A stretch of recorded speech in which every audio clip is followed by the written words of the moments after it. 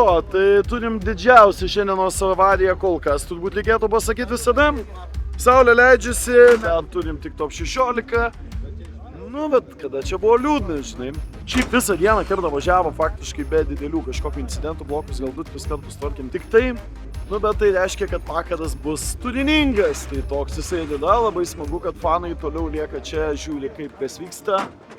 Nu ir vaizdų mes jiem tikrai duodam. Tai va, tokios realijos kol kas.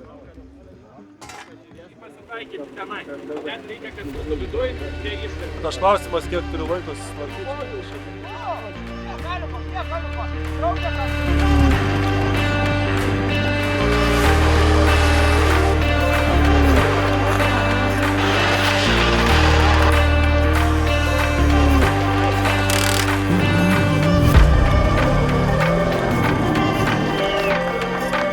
Vau, spėjom per kiek čia, nežinau, 15, kiek nežinau, žinok, visą važiuoklę pakeitė. Pusė šį Ratai traukės viskas, kas su mano važiuoklį lūžo, saugiai ten man išvažiavo.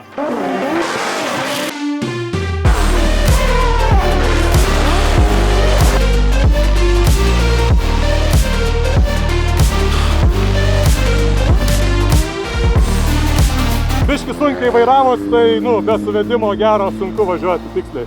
Tai tiesiog, norėjusi aštriau ir emocijų daugiau. Bėda po vieną nevaikšto. Turim 20 po 9. Apdovanojimai turėjo būti 8:30. Salvijus tik pakrikštijo sieną taip kokybiškai.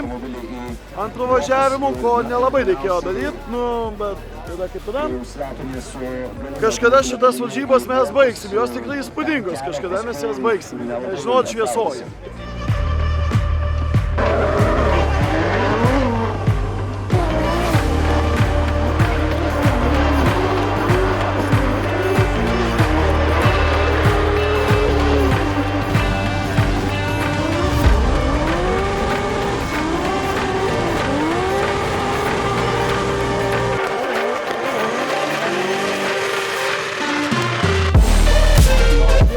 Lietuviškas podiumas, baby, pernai metais atiduojam viską latviam.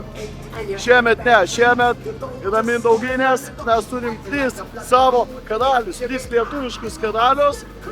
Ir pelniai rautų jie, o tikrai nusipelnė.